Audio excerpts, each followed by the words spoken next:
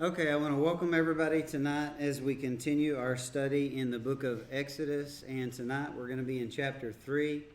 And there is no way that we'll be able to get through this chapter because there are a lot of things that we need to discuss in some level of detail. And so we're going to do that, but let's reflect on what we learned in chapter 2 first. We've seen that chapter 2 started with the events surrounding the birth of Moses. And throughout chapter 2, we've seen Moses' life unfold, or at least 80 years of his life unfold in one chapter. And so the rest of his 40 years, the rest of his life, will be in the rest of the Torah, in the rest of, from here forward, from Exodus 3 through the end of Deuteronomy, when he dies in the plains of Moab. And so that has brought us to the place where Moses is where? He's in Midian. And he has come under whose household?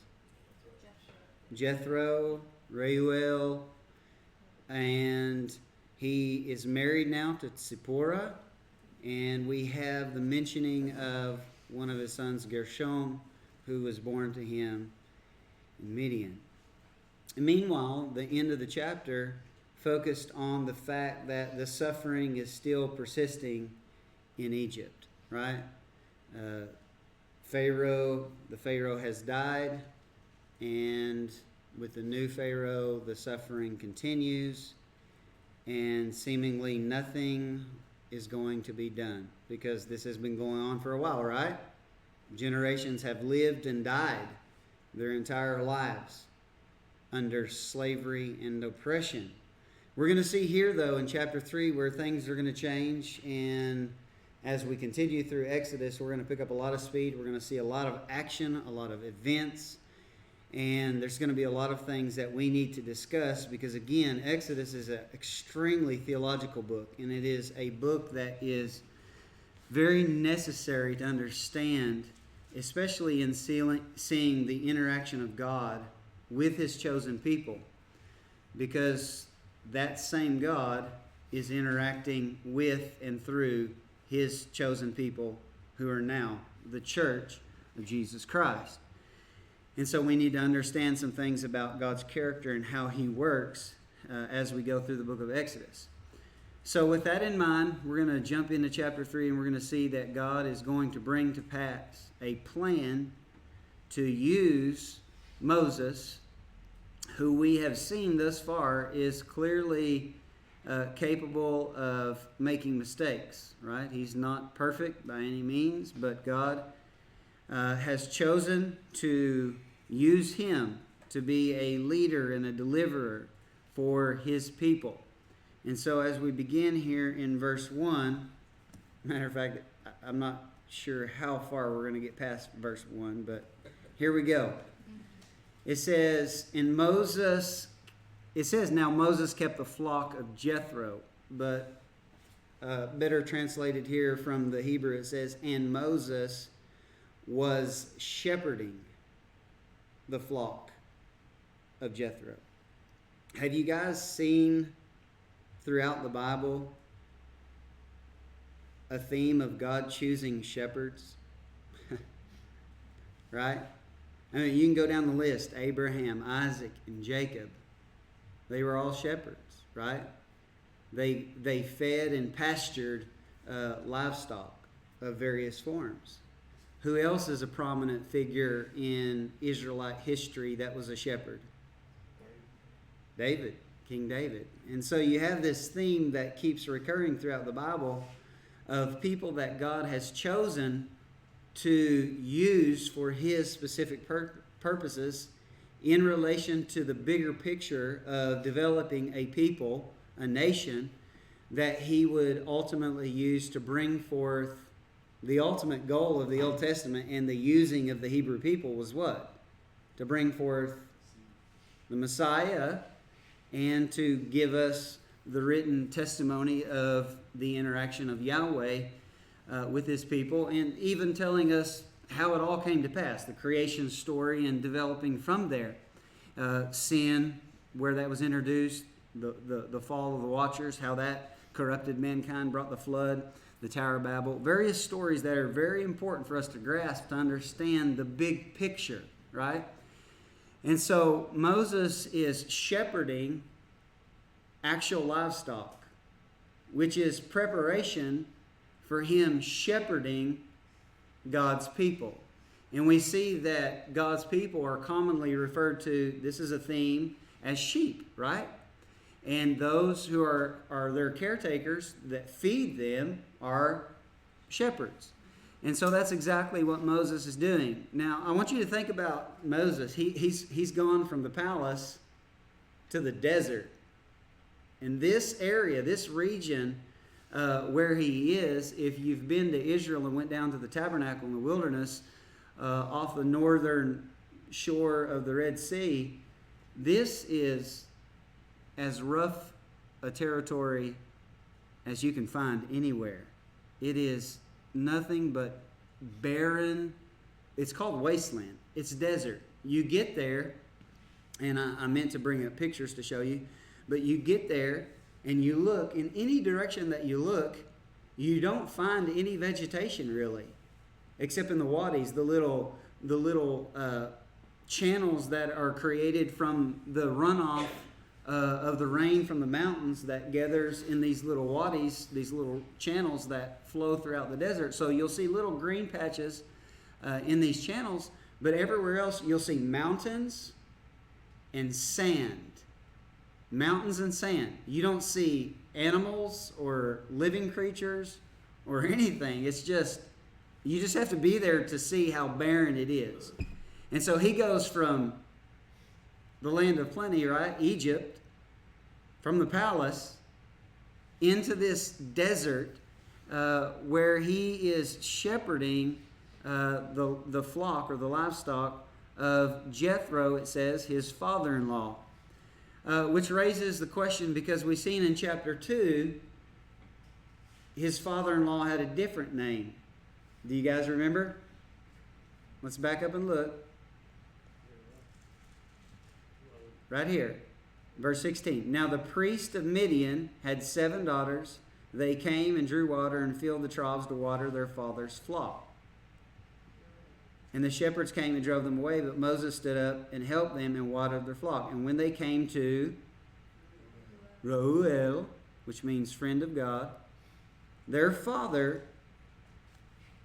and then you work through the rest of it and you see that he ends up marrying one of Reuel's daughters. But here in chapter 3, it says that his father's name is Jethro. And so what do we make of that? How do we have someone whose name is Reuel to Yitro? Why the difference? Well, this is where those who adhere to the documentary hypothesis will say, well, you have a different writer, right? You have a different writer that wrote different parts of the Torah, and I explained that last week, the different camps that you have that supposedly wrote certain portions. Chapter 3 is not very friendly to the documentary hypothesis because you have Elohim and Yahweh coexisting in the same verse.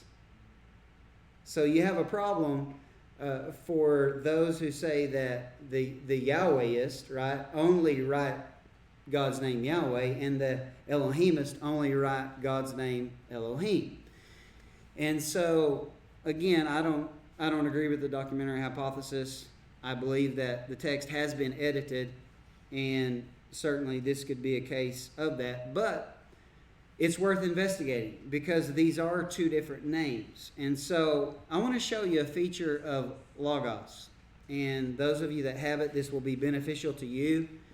And those of you that don't have it, I'm not sure why you're procrastinating, because it is an amazing software that you will not exhaust its potential in your lifetime. I use it every day, and I don't even come near exhausting the potential of this software.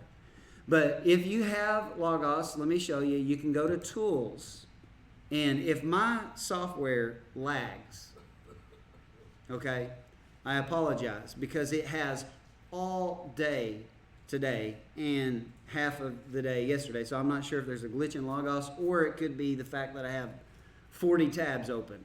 I don't know, one or the other. But if you have Logos, you can go to Tools section and you can open Factbook, this tab right here. Okay, I've already done that to save some time. And I have entered the name Jethro.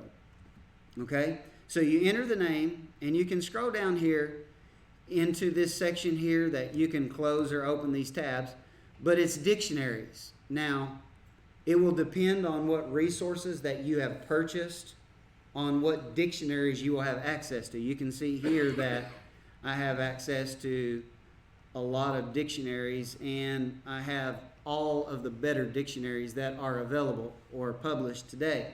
And I've prioritized mine according to the ones that I use the most. So the top 4 or 5 are the ones that I'll use the most, and they're certainly the best, even though I'll look at many of them.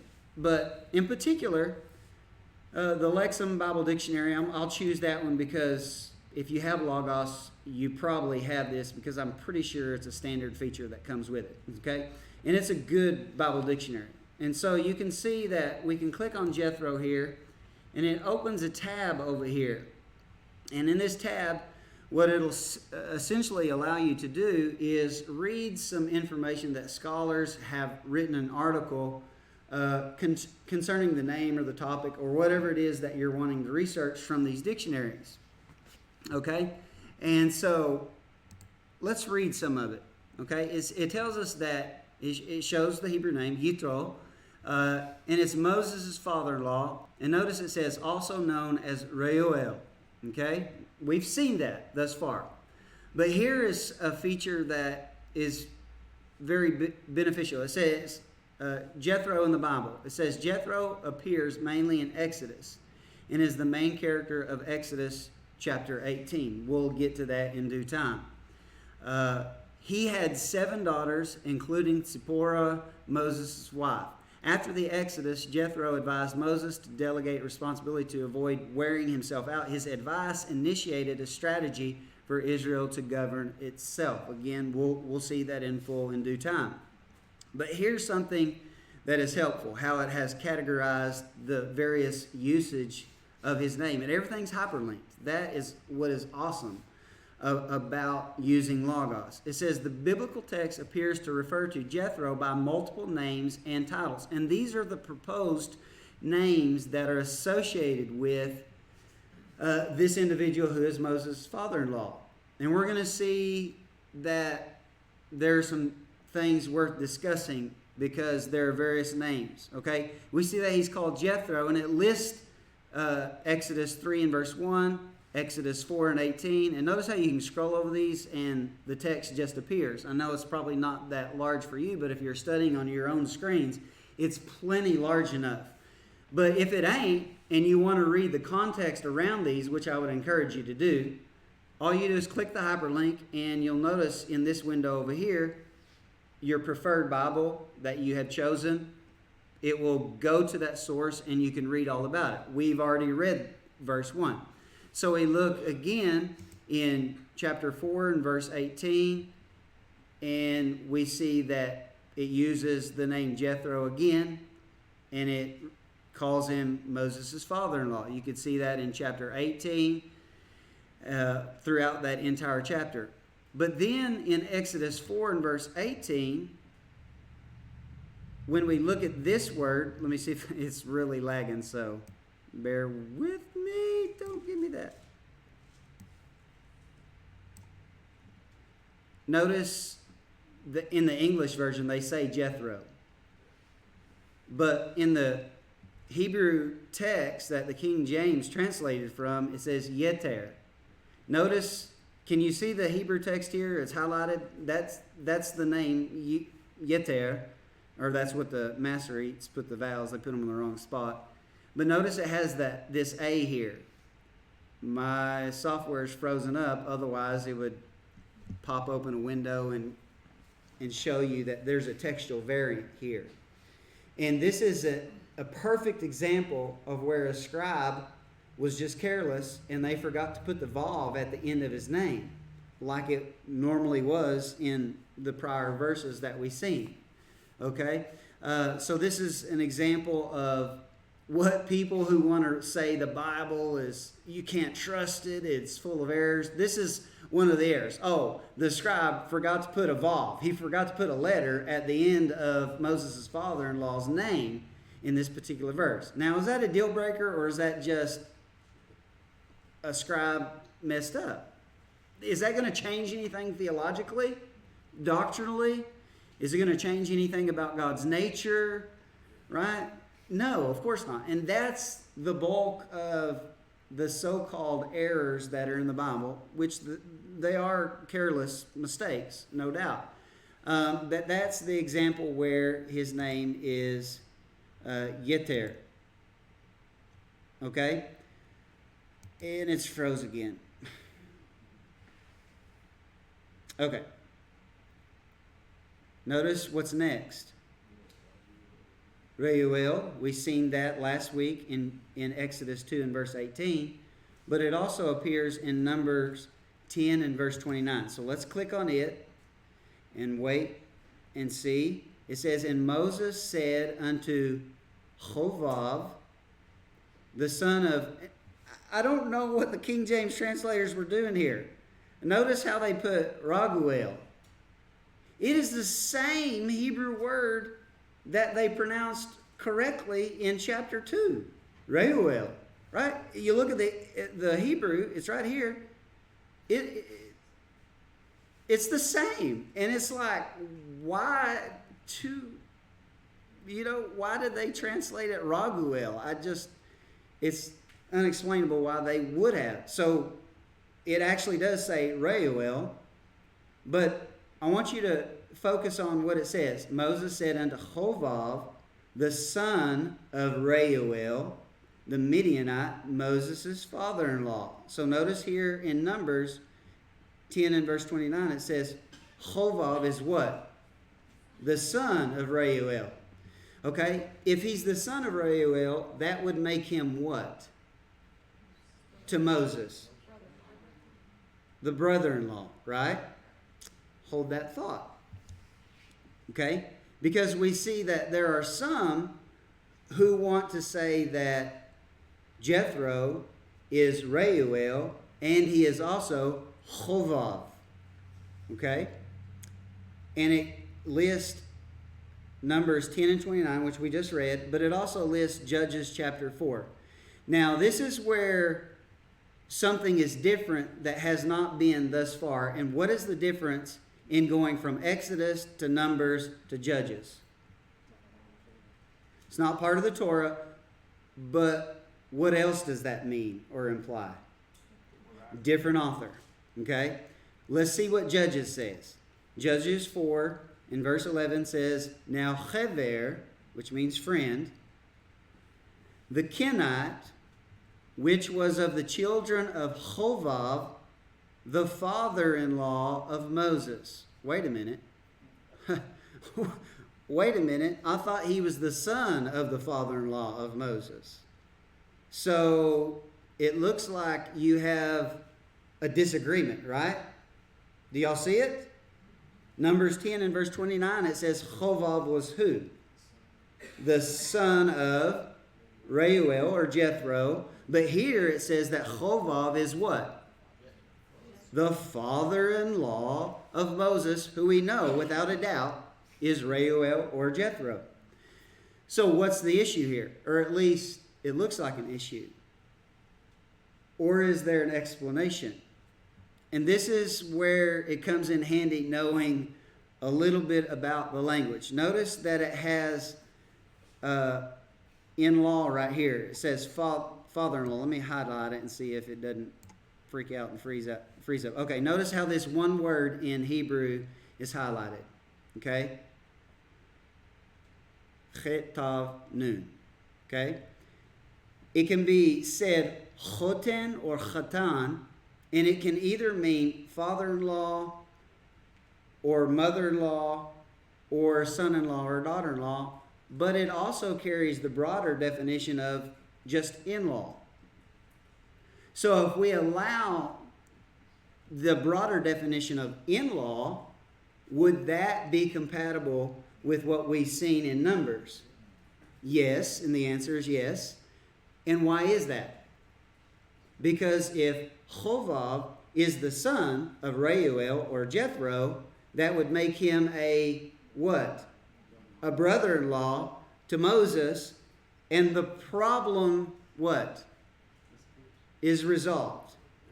Okay? And I can attest to the fact that this particular word, chatan, is a word that is associated with affinity or marriage, and carries the broader definition of being an in-law that is specific and is determined what kind of in-law they are by what? The context, the relationship that we know exists between the two parties, where you have this in-law or affinity status associated. Okay? So I wanted to clear that up, because there are some who say this is a problem, and this is an area where there isn't a problem. You just got to know what this word means and the connotation that it carries. The rest of them are pretty irrelevant, other than the fact that Judges 1 and verse 16 says that, it says, and the children of the Kenite, Moses' father-in-law, went up out of the city of palm trees, which would be Jericho, with the children of Judah into the wilderness of Judah, which lies in the south of Arad. Why is that interesting? Because he is associated with the Kenite clan. And there's this whole hypothesis called the Kenite hypothesis. Hypothesis is a generous word, because it is kind of an absurdity, honestly, when you actually investigate it. Here's why. Matter of fact, I may have a little blurb on that. I'll tell you what I'll do.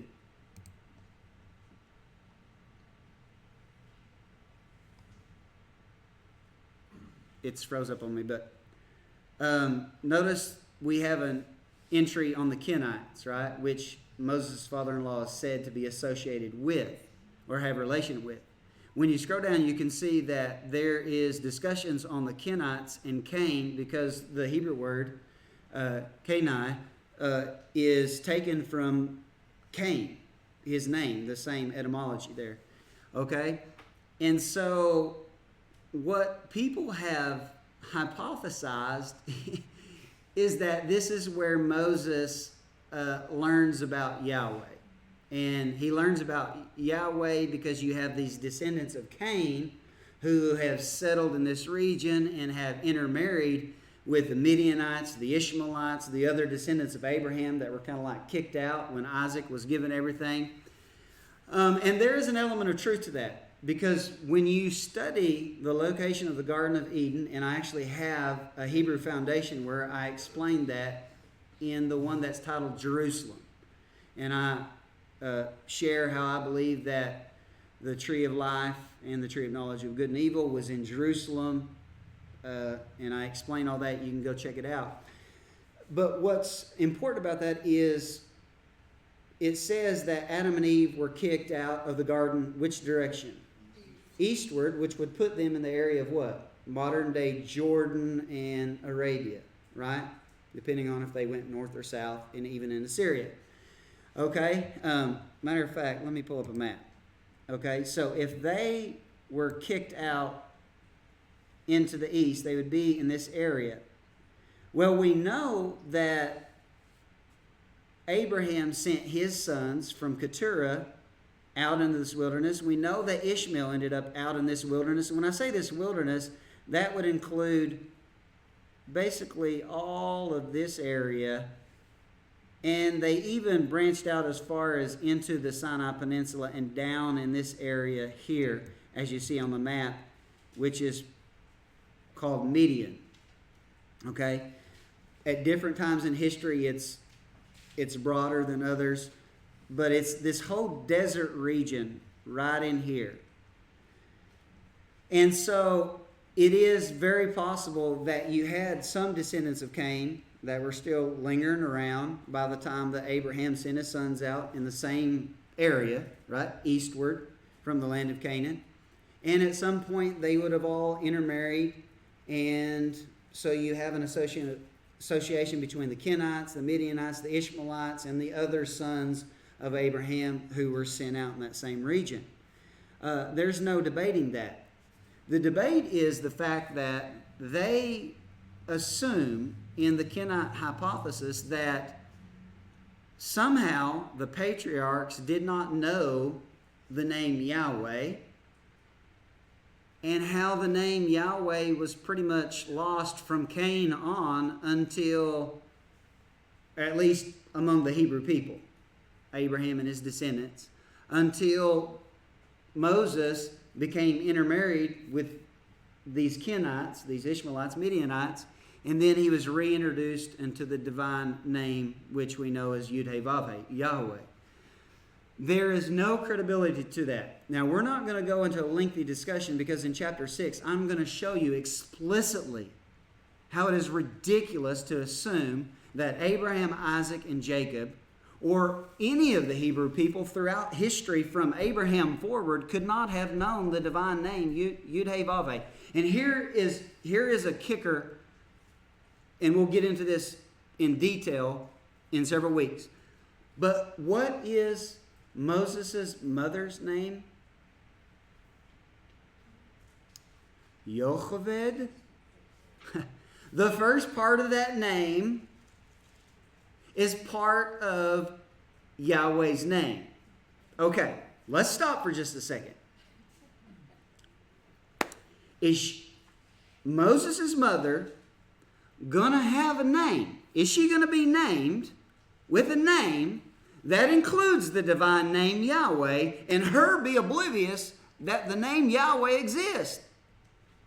The answer is, of course not. Of course she's going to know, because Yocheved literally means the glory of Yahweh. Cheved meaning glory or heaviness. And so, of course she knew. And what's amazing, you can look right here on this screen that I have all these tabs right here. From here to here, I've been going through 7 different commentaries in Exodus, trying to learn new things, see different perspectives, and just, to sharpen myself as we go through this. And in not one of them, thus far at least, I'm hoping in chapter 6 somebody brings it up, not one of them named the fact that Moses' mother's name includes the divine name, and how that should be relevant to the discussion of whether or not the Israelites, the Hebrew people, knew the divine name of Yahweh. I'm like, how could they not see that? I'm talking, these guys know Hebrew. They can parse, they know grammar, etymology, all of those things.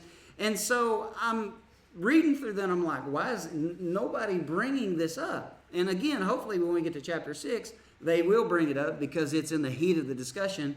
Because in chapter 6, we'll see that Yahweh says, by my name Yahweh was I not known to the patriarchs, but was known as El Shaddai. And people want to take that literally. And I'm going to just open the Bible and disprove that theory with the Bible, because we're going to see clearly in Genesis in several instances where you have dialogues of the patriarchs, and they're saying the divine name. Did you know you can't say the divine name unless you know it? Right? They name places and locations after the divine name and events. And so it's amazing how a lot of this is overlooked because it's just right there in the text itself. So again, the Kenite hypothesis is not even worthy of investigation because it's absurd. Are there some connections? Yeah, but they overstate the connection and they draw conclusions that the text itself totally refutes and renders as not even possible at all. And we'll look at that in full when we get to chapter 6. So, do y'all feel comfortable about Jethro and Reuel and Chovav? Y'all feel like y'all understand that? Okay. So Moses is shepherding the flock of Jethro, his father-in-law, the priest of Midian, which is interesting that you have him functioning as a priest, and we'll see that come to play later on. But it says, and he led the flock to the backside of the desert and came to the mountain of God, to Horeb, which means barren, desolate, dry wasteland. Okay? So, why would this place be called the mountain of God?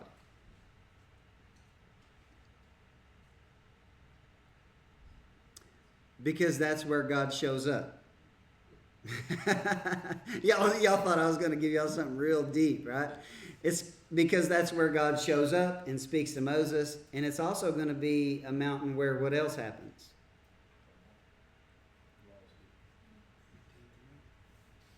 The law is given to Moses. And so what we see here happening with Moses is something we'll see later on happening to Israel, all of God's people. So let's talk about where this location is. Okay? Can you guys see these little yellow triangles? You see how they're scattered all throughout? Down in here, even as far down as down here. You know what all those yellow triangles represent? Possible locations for Mount Sinai. Okay. That clears it up. Right? And I'm going to suggest that only a few of them are even possible. And the two main proposed sites can totally be ruled out. Totally be ruled out. The number one site is right down here where you see the red arrow going to. Jebel Musa. You can actually look it up in Wikipedia. Look up St. Catherine's Monastery. You can see a picture of it. And that is the traditional site that, and there's a myth behind it. It's ridiculous, honestly. If you read it, it's laughable. But that is one of the proposed sites of Sinai. It is the number one proposed site. And the other one is over here in Midian, is Jebel el-Lawz. Okay? So we got one here and one here that are the two most proposed sites. And I'm going to venture to say that neither one of those is possible. Because it says he led the flock to the backside of the desert, which would be going westward. So he would be coming up out of Midian if he was in this area and heading back westward. Because it's the word achar, which means behind, and they always took the direction from facing the sun, which is why you have the eastward location mentioned a lot throughout the Old Testament, right? And so if they're facing the sun, what would be behind them? West, right? So he's going back westward from the main area that the Midianites were in, which is right here in this desert area. Okay, so how can we possibly figure out where this mountain is? And the short answer is we can't for sure. But we can have a general idea of where it could possibly have been. I don't know if anybody else is interested in this, but I'm interested in stuff like this. This is the mountain of God. This is where Moses had this burning bush experience. This is where the law was given. This is where Elijah goes and spends time with God. Some have even proposed that that's where Paul went when he was out in the Arabian desert and he spent time with Jesus being instructed on the new covenant, as is mentioned in Galatians.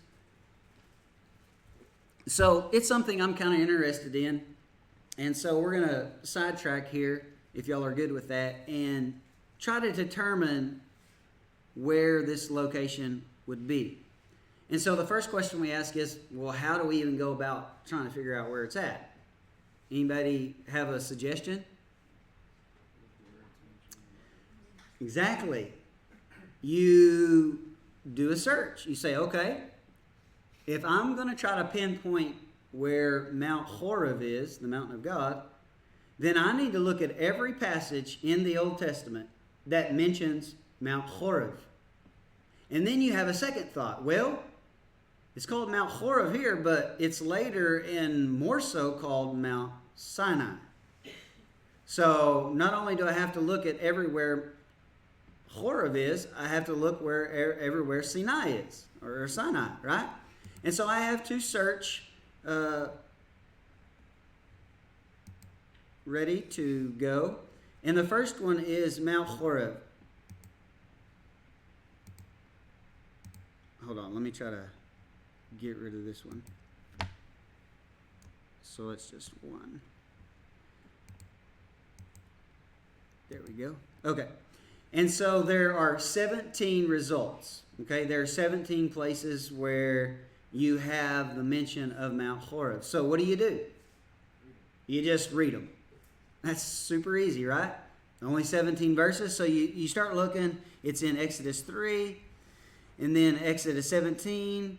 It says, behold, I will stand before thee upon the rock in Horeb, and you shall smite the rock. There shall come water out of it, that the people may drink. And Moses did so in the sight of the elders of Israel. If you wanted to get a little more detailed, you would click on it and then go read around the context, see if there's any clues as far as the location. For time's sake, we won't do that. We'll just skim through it. So we don't really see anything in that verse. Chapter 33, verse 6, the children of Israel stripped themselves of their ornaments by Mount Horeb. Nothing jumps out immediately right there. Again, if you go to the context, more will jump out. Okay, I'm just showing you how to just skim through it quickly. Deuteronomy, here's a clue. There are 11 days' journey from Horeb by way of Mount Seir. So we have another location that is named in relation to Mount Horeb. So we can have a vicinity marker. Okay, so the first question we ask is, where is Mount Seir and where is Kadesh Barnea? Well, Kadesh Barnea is right here. Anybody know where Seir is? What does Seir in Hebrew mean? Huh? Hairy. Who was hairy in the Bible? Esau. And where did Esau end up? Edom. So we say, where are the mountains of Seir, or the Edomite mountains? Well, you look at your map and you see that it tells us where Edom is. So Edom's here. He has left Midian going westward. So he'd be going up this way. And then we see the mention of Kadesh Barnea. And so you have already, you're starting to form a pretty good idea of where the location is. It has to be by way of Seir. So they couldn't have been wandering over here and pass by Seir to get to Mount Sinai or Mount Horeb. So you're like, okay, Jebel Musa, I'm going to scratch you off the list. What were people thinking, right? How is that the most popular site? Just look at the evidence, for crying out loud. Okay, so you have an idea that it's for sure in this vicinity right in here. Now, which one of those? We still don't know for sure, because that's a pretty good area of desert wasteland. Again, I've been in that area, and it is treacherous. It is full of mountains. I mean, any one of the mountains could be the mountain that God revealed himself to Moses. And so, again, at the end of the day, we're not going to be able to go there and be like, this is it, right here. But we can have an idea of that location. Okay, so you can keep reading through, and you can read through all of these and see if anything else is mentioned. And then you can go to the search on Sinai and do the same thing. And for time's sake, because time is getting away from us already and we haven't even got very far, another mention is Paran in association with Mount Sinai or Mount Horeb. And so let me pull up this map. I actually nabbed this map from Michael Heiser's website because I was listening to a podcast that he was discussing this, and even though he entertains the Kenite hypothesis more than should be in his series, this part of his series is helpful in discussing the possibilities because he gives these steps. He suggests that you look at the textual evidence in relation to Horeb and Sinai, and then you draw the best conclusion you have, because again, unless God was to come down like he has in past times and grab one of us by the hand and take us and point out the spot and say right here, at the end of the day we're all guessing, because again you have a wide range. And so you have Edom, Midian, again these are the two proposed sites, the largest, and then you have Mount Paran over here, which is near the vicinity, if we go back to our other map, Kadesh Barnea. So you can pretty much say right here in this mountainous range, I don't know if you can see the topography, but you can see that this is mountains here. This is most likely the area that God revealed himself to Moses and later to the children of Israel in Exodus chapter 19 and forward, as we'll see. Okay? So we have an idea. And so all of that we've discussed there basically allowed us to rule out the two proposed sites and left us wondering because we still don't know, right? So that's that. So he's in the desert. He's on the mountain of God, and it's called Horeb. Desolate, wasteland, dry place.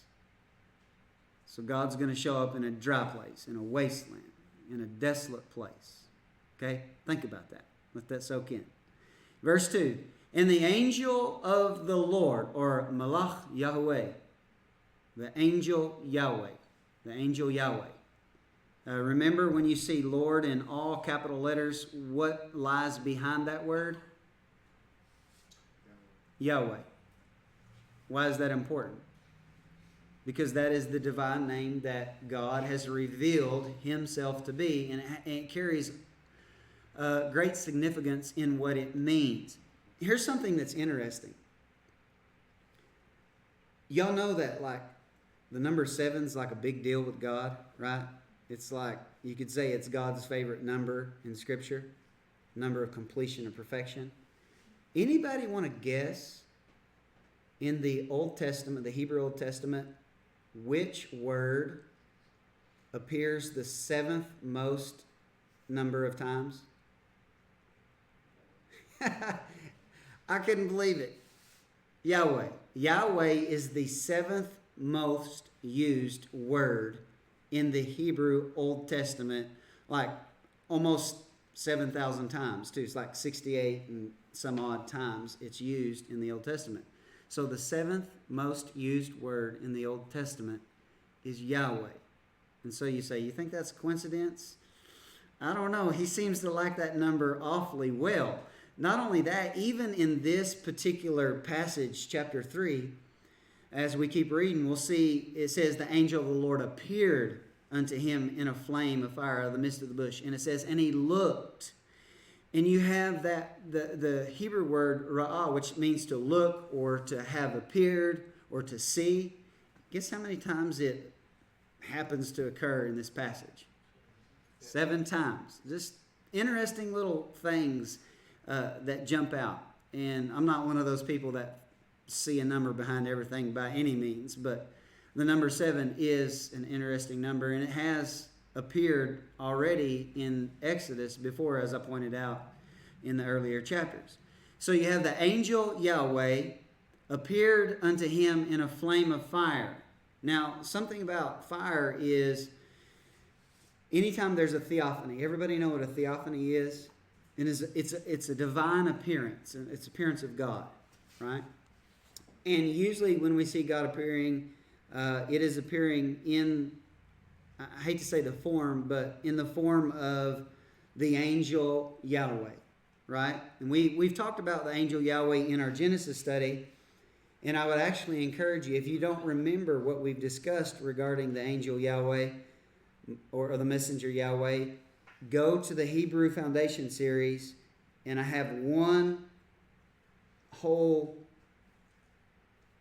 night that we devoted to discussing the angel of the Lord and how we associate him with the pre-incarnate Christ, or the Logos, the Word Christ, who is part of the Godhead. Because there are several passages, as we've seen in Genesis and elsewhere, where the angel of the Lord is but isn't Yahweh, right? He is Yahweh, but he's distinct from Yahweh, right? And because I've covered it before, I'm not going to go into the details. I'm going to trust that you'll go and watch those videos if you don't remember what we discussed. But think about that, what it says here in verse 2. And the angel Yahweh appeared unto him in the flame of fire, fire being something that accompanies theophanies, right? We'll see that again when the children of Israel come to Sinai. Fire is associated with the divine presence, the presence of God. Why is fire associated with the presence of God? Why not other animate objects?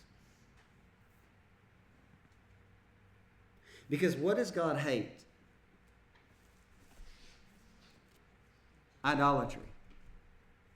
And the reason why in theophanies you always have the presence of God always spoken of as fire or cloud or smoke is because those are all what? Formless realities. You can't make an image out of formless realities. And that's what God did not want to happen. God did not want Israel to ever make an idol that represented him. Because Genesis tells us who was made in the image and the likeness of God. Us. Right?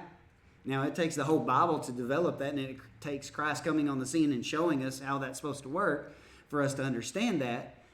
But God did not want them to make an image of God's appearance, which is why you have these theophanic expressions of fire, wind, smoke, the cloud, right? You have the fire that leads them and the cloud that leads them, and it represents the presence of God, right? Again, they're not animate objects that you could make an idol or have a form that you could duplicate, which is why God was so upset when they made an idol calf to represent Yahweh. They wasn't making the idol as if it was a different God than Yahweh. They just wanted a physical representation that they could associate with Yahweh. And there are so many things we are going to unpack when we get to that portion. And we're going to bring that into the modern day, and I believe you're going to be quite surprised what idolatry truly is at its core. But that's why you have in theophanies formless explanations for the presence of God. As we see here, a flame of fire out of the midst of the bush. Notice the word bush is highlighted. Notice you'll see that it's highlighted in red 5 times because I have tagged it. Is the Hebrew word saneh. Why is that interesting?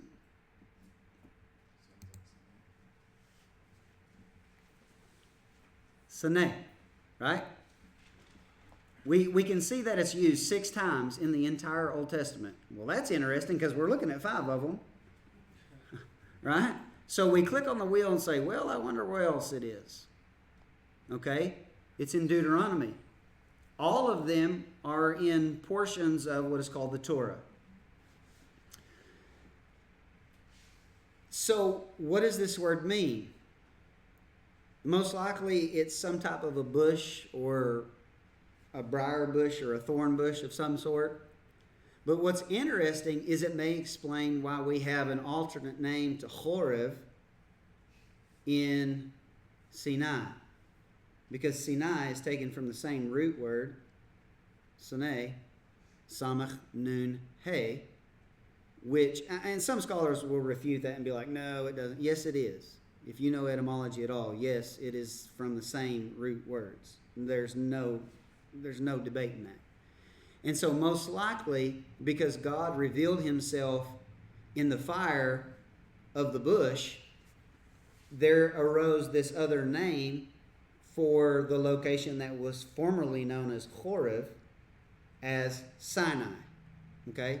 So we're starting to answer some questions here of why it's called one thing and the other. Okay? And this is the most likely explanation because it's a very unique word that is only associated with this location and the theophany of God that takes place there. Are y'all with me? Okay, let me see if I can pull my map back up just in case y'all want to be looking at it. Okay, so the angel of the Lord appeared unto him in a flame of fire out of the midst of the bush. And he looked, and behold, the bush burned with fire, or it appeared to be, and the bush was not consumed. What does that tell us? It's supernatural. Supernatural. The bush, or at least it appeared to be burning, but it was not consumed. And so verse 3 says, and Moses said, I will now turn aside and see this great sight, while the bush is not burned. And when Yahweh saw that he turned aside to see, God, Elohim, Yahweh, Elohim, same verse. It's messing with the documentary hypothesis. It's messing it up. And when Yahweh saw that he turned aside to see, God called unto him out of the midst of the bush. I thought it was Yahweh. Or was it Elohim? Or was it the angel Yahweh? And the answer is yes. And this is similar to what you see in Genesis chapter 22 when Abraham offers Isaac, right? You have the angel Yahweh, and then you have Yahweh, and then you have the angel Yahweh, and it's like, yes. So you have distinction, yet a unity, right? Which is the Godhead, and it really makes your head hurt when you think about it and try to understand it and explain it. It's like, I don't know. Kind of like Jesus when he was baptized. Jesus is Yahweh, but he isn't. He is, but he isn't. Because Yahweh's speaking from heaven, and Yahweh's in the river, and Yahweh's coming down from heaven. I think our human minds can't comprehend how this is working, and I think it's a dimensional thing that I'm not sure anyone can explain. I have not met the person who adequately explains it or even understands it, and most people that are honest will say, I see the distinction, I see the unity, I see the oneness, but I'm not sure I fully got a grasp on it. Especially when you see how the Old Testament prophecies that are ascribed to Yahweh or being fulfilled in Yahweh, which are prophetic utterances of Yahweh himself, when they are used by the New Testament writers, the fulfillment is fulfilled in Christ. So when the New Testament says Jesus is Lord, it's not only playing on the Roman situation, the situation in the Roman Empire where Caesar is demanding he be called Lord, but it's also associating Jesus with Yahweh of the Old Testament. And it's showing that he shares in the lordship of Yahweh the Creator as Yahweh the Son. And every scripture that is actually about in the Old Testament Yahweh the Father actually is fulfilled in Yahweh the Son in the New Testament. It's amazing when you actually do a study on it and you see how these Old Testament prophecies are specific about Yahweh, who we know is God the Father, and Jesus would even call God the Father, right, in the Gospels. But when they are seeing their actualization or their fulfillment, especially like the day of the Lord, right? The day of Yahweh is what it says in the Old Testament. But the day of the Lord is to be fulfilled and consummated by none other than who? Jesus. So is Jesus Lord? Yes. But is he the Father? No. He's the Son. What do you do with that? You just go like that. We'll know someday, right? And so, again, we see in verse 2 the angel of the Lord. In verse 4, we see the Lord, not only the Lord, but we see Elohim. Because all of these are describing the Godhead.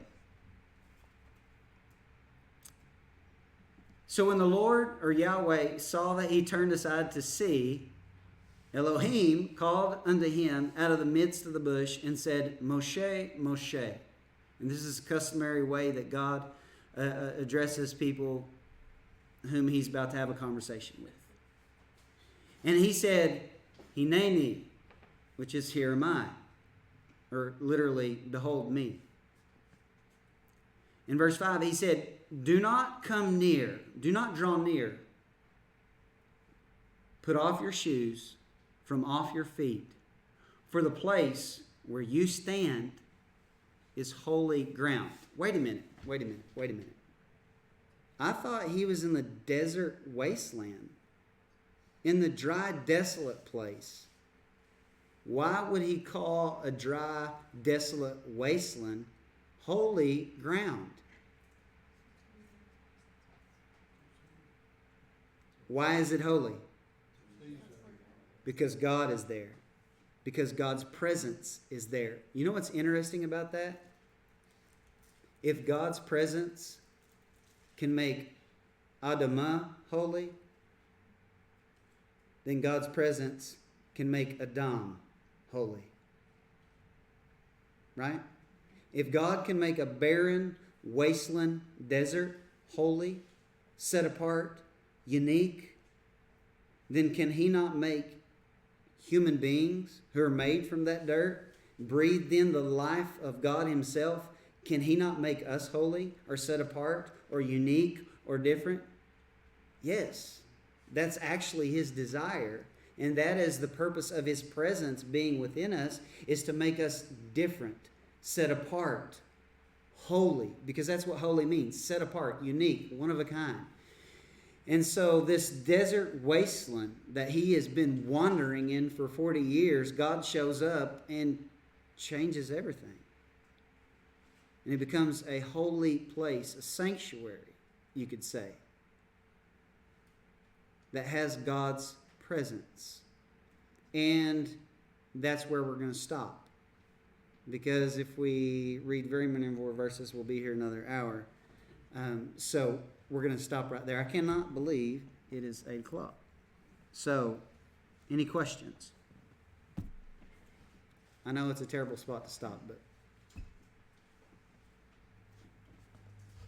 If Yahweh is referenced so many different ways in the Old Testament, like this, where Jews would be familiar with them having multiple forms, why is it so hard for them to not understand, but accept that the Father would be the Son and the Son and the Father? Jesus says, the Father and I are one, the Father is in me. They kind of already have processing, like they have a concept of that in some form or fashion. I mean, it's a little bit more of a duality maybe at that point than three, but how come that's such a hard sell?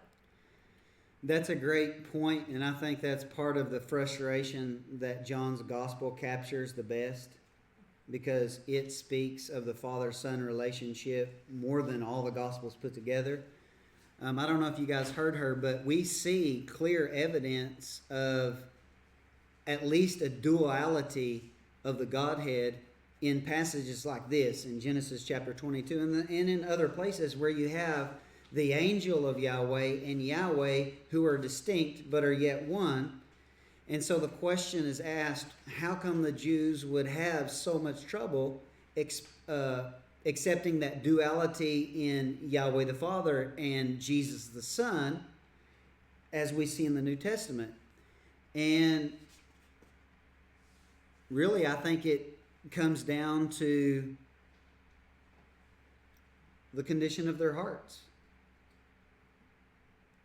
When you see Jesus' interaction with at least the Jews in his day in the first century, They were unwilling to accept him as the Son of God, most primarily because, as he points out, they were fathered by the devil. And they didn't want to be fathered by God, and they had proved that because they were not willing to obey God. And so their rejection of the Son proved the condition of their hearts. And that's why you see passages like in John chapter 1, where Jesus is going around finding disciples, and he runs across Philip and Nathanael, and he makes the statement, an Israelite in whom there's no deceit. There's no deception. There's no motives. And I think that's what the climate was in Judaism when Jesus came on the scene. I think they had a form of godliness, but they had denied the power thereof. And they were going through the religious motions of having a self-serving temple that was pretty much serving as a job for the priesthood and those who were connected to the priesthood.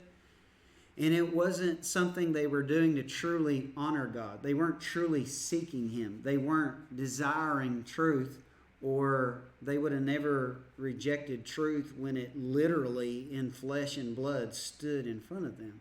And so the only explanation that I would have for their unwillingness to accept the Father and Son, when you have a clear duality in the Old Testament, is just the condition of their heart. They heard the Sermon on the Mount. They heard the teaching of Jesus. Perhaps they understood it a little better than we do in our culture, and they were unwilling to accept the responsibility of becoming a follower of Jesus. Therefore, they're like, you're of Beelzebub. It's easier to just result to something like that, and it makes it easier on the conscience to dismiss them, right, as being real or giving any serious thought to them. So I would say the condition of their heart would be the biggest explanation. And then, as I say that, there's a blindness that has happened to them that has been passed down generationally since then, because they still read Moses with a veil. That's how their traditions in it. You can see their traditions. Yeah. It's kind of like they knew, they just rejected. Well, I think, doesn't it say that in several spots in the New Testament that they knew? John chapter 11 pretty much says that the priesthood said, we know he's the Messiah, but if we admit, Rome will come and take our place in our nation, and we don't want that to happen. And you could understand, okay, if they really believed it was the Messiah, and their only fear was that Rome would take basically their office, their power, and their wealth away from them, big deal. Eternal life. Well, the Sadducees didn't believe in eternal life. So if all you're living for is this life, and you accept the Messiah, and in this life Rome's going to replace you immediately if you embrace this Messiah,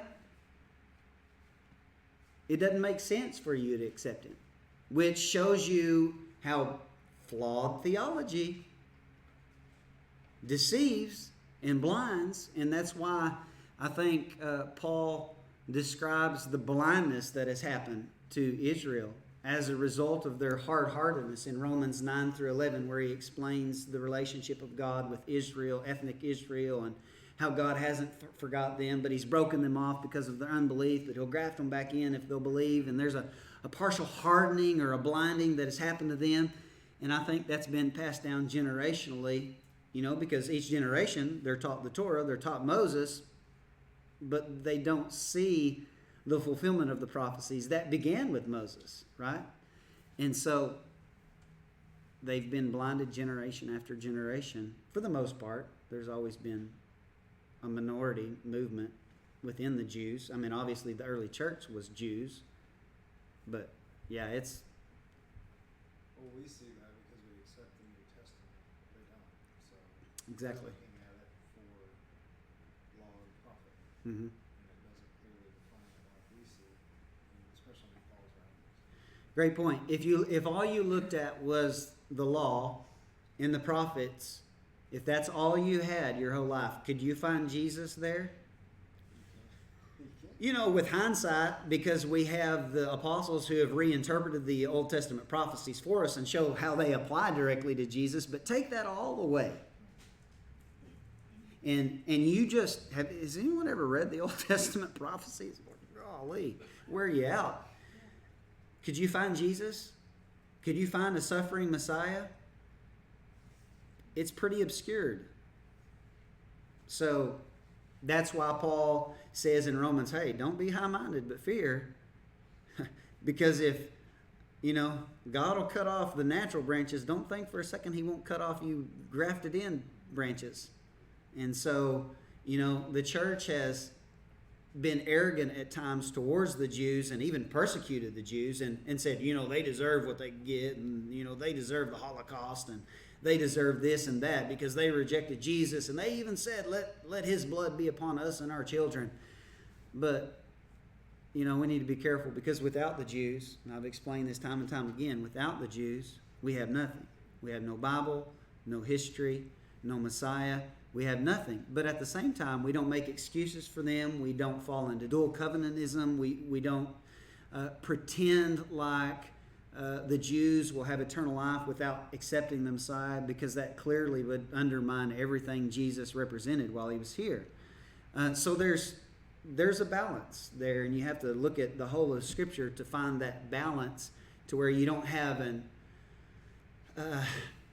an over-respect for the Jews and allow them things that God wouldn't allow. But again, we don't want to be like, bunch of dumb Jews, how could they not see Jesus the Messiah? We don't want to have that attitude at all either. So I guess my question kind of came from, I thought that Jews had a hard time with Jesus because they viewed it as polytheism rather than monotheism, but clearly they had like an understanding of multifaceted God, Yahweh. So they did. I mean, I guess I was meaning that kind of debunks the monotheism thing, because clearly they already had an understanding of a multi-part. A lot of them would say in passages like this, where it seems like you have the angel Yahweh and then you have Yahweh both speaking, they would say that when it says the Lord speaking, it's really the Lord speaking through the angel that represents him, because he's speaking on behalf of Yahweh.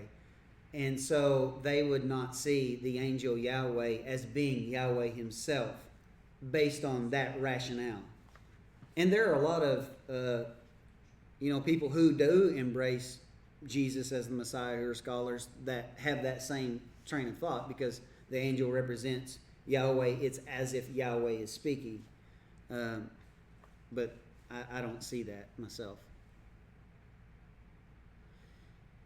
Any other questions?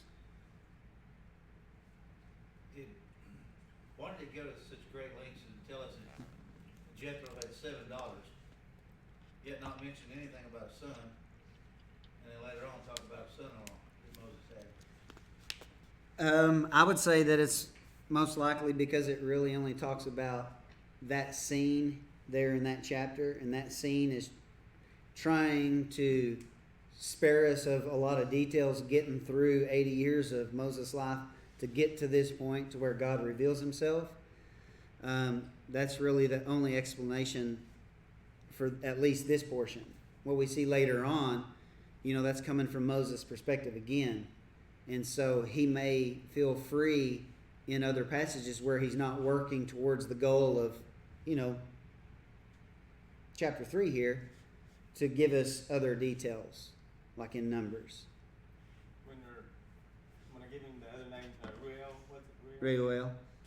It's also, both times it's in context of his kids. Could that be part of why they give him a different name at that point? Or is it just more of a title, or I don't know. There's some who have proposed that Reuel is the clan name, and Yitro is his name. But this isn't the first time you have someone that has multiple names in Scripture. So there's really nothing standoutish about the fact that he does have two names. what's interesting too, you know, Reuel is friend of God, and then you have Chovav, which means beloved or befriended, and then you have Chever, who is mentioned, which means friend. So you have a lot of names that are thematically or by definition linked to one another, but I can't pin down what it may be trying to say there. But obviously, when we see the interaction of Reuel or Jethro throughout the rest of Exodus, Moses actually listens to him and takes counsel from him. And so this is one thing that I would accept that may be mentioned in the Kenite hypothesis, is that it is quite possible that they did worship Yahweh. But I don't think that Moses learned about the name Yahweh from them. I think he would have already known that because his mom obviously knew about Yahweh. And I believe the Hebrew people always knew about Yahweh. That's something that's unique to the Hebrew people, is knowing about Yahweh and his existence. And so, again, we'll talk more about that when we get to chapter 6 in detail. So, Pastor, so did Moses know about Christ while he was living in Pharaoh's home, because he was small when he moved in there? Because it says in chapter 2 that after he got older, but how old was he when he went back into Pharaoh's daughter? When you ask, did he know Christ, do you mean did he know Yahweh? Yeah, did he know that he was Hebrew and that he was... I think based on what we've seen in chapter 2, he himself even identified more so with the Hebrew people than he did with the Egyptians. So certainly he knew where he came from, and he would have been in his mother's house till he was 3 or 4 years old. And knowing that culture that day, they started training and ingraining their children at a very young age in history and in their genealogies and religious beliefs that are associated to their family. So he would have known about Yahweh, no doubt. And there are clues that Moses kept in contact with his family because, as we'll see in the next chapter, he will propose that Aaron accompanies him on delivering the Israelites from Egypt. Why would he do that if he had been estranged from him and didn't have interaction with him even up later in his years? And even Miriam. Miriam is involved throughout the Exodus into Numbers as well. So I believe he would have had a lot of interaction with his family, and that's why he connected to the roots in which he came from. And I think clearly he knew about Yahweh, and I believe everyone else in Egypt knew about Yahweh. I believe all the Israelites knew about Yahweh.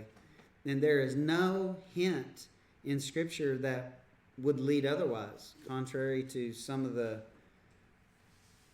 taking things too literally in what is said when we get to chapter 6, as if Abraham didn't even know who Yahweh was or others. Just As long as Jethro, where he was at, it would almost lead you to think that he was kind of an outcast or something, and his daughters were being run off from water and everything else all the time. And well, that's where the descendants of Abraham, the Ishmaelites and the Midianites, that's where they ended up settling. And so, I mean, Ishmael would have known about Yahweh. He was Abraham's son. The sons by Keturah would have known about Yahweh. They would have known of the true and living God. And so they would have taken those beliefs and that understanding with them. And who knows what interaction they may have had with Yahweh himself. well, do you not think that it's possible that Jethro, being a priest in Midian or whatever, I mean, it gives him that. Mm-hmm. Do you think that maybe Moses learned a whole lot after he got in the wilderness, so to speak, that 40 years while he was there with Jethro, about Yahweh as well? Possibly. He could have learned more, but the Kenite hypothesis is he was introduced to the reality of Yahweh in in the wilderness, interacting with the Kenites, the Midianites, the Ishmaelites. Certainly, Reuel appears to be a righteous man from what we see in the text. Nothing would speak against that. And so if they worshipped Yahweh, they're worshipers of Yahweh just like Moses would be. And even though they're not part of the Hebrew people whom God has elected and chose to bring to pass his prophecies and his plan, that doesn't mean that they can't be in covenant or in right standing with God. Because it never speaks negatively about him being a priest. Moses listens to his counsel. Moses listens to his advice. He even allows him to sacrifice. And so some will even go as far as to say that Reuel or Jethro showed him some things about sacrifice and offering. We'll get into a lot of that as we progress, but there's nothing that leads me to believe that Reuel didn't have a knowledge of Yahweh and didn't worship the same God that the Hebrews did. Why not? Job did. Job wasn't part of the Hebrew people. Matter of fact, I think I can prove that he was a descendant of Abraham's son from Keturah. And so, you got a lot of similar ties there, and we see that Job is sacrificing in the book of Job, right?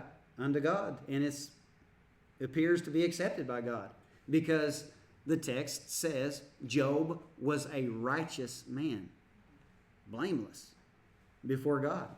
And he wasn't a Hebrew. He wasn't, part of the Hebrew people that God used for his purposes. So we might be shocked when we get into the kingdom who's there and who's not.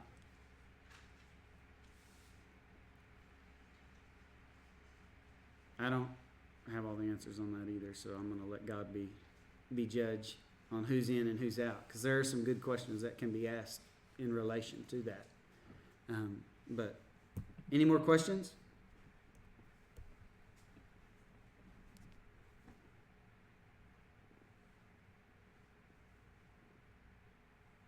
Was the ground scorched where Mount Sinai's really at?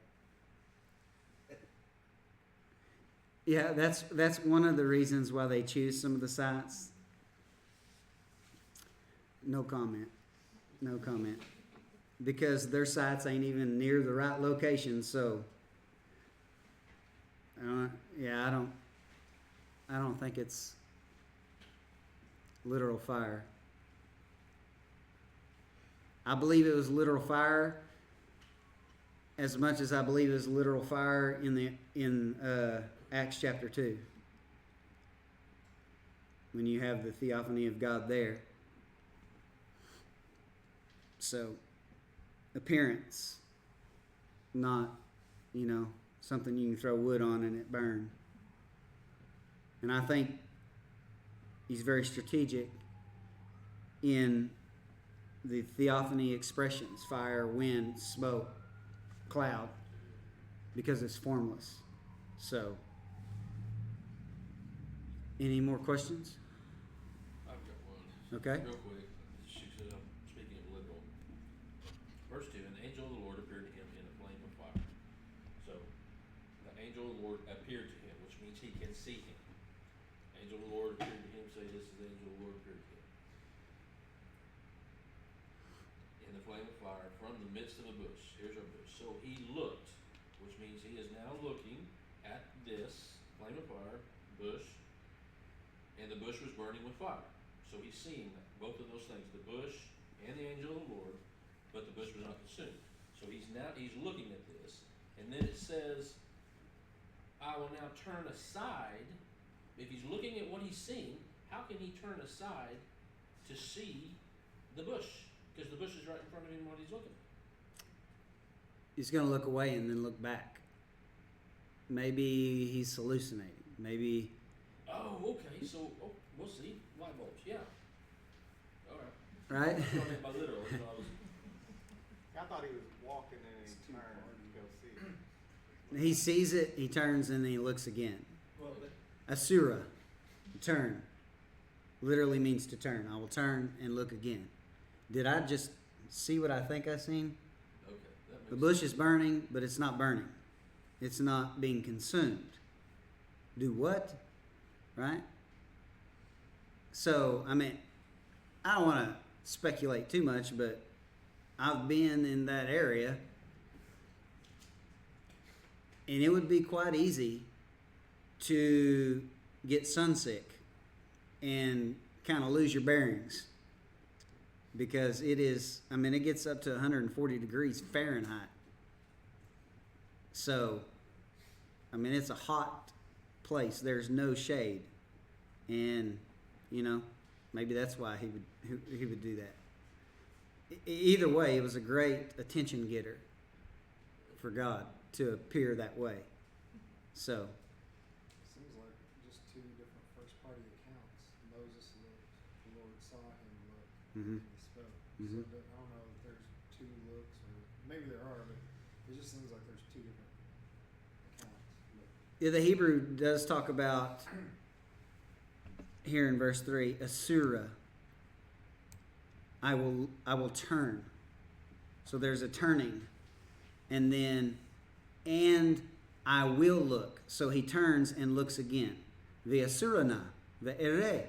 So he turns, he says, I will turn aside, and then I will look again. I will look away, and then I'll look again. It's still doing it. What's going on here? Notice it never explains what the form of the angel is either. Right.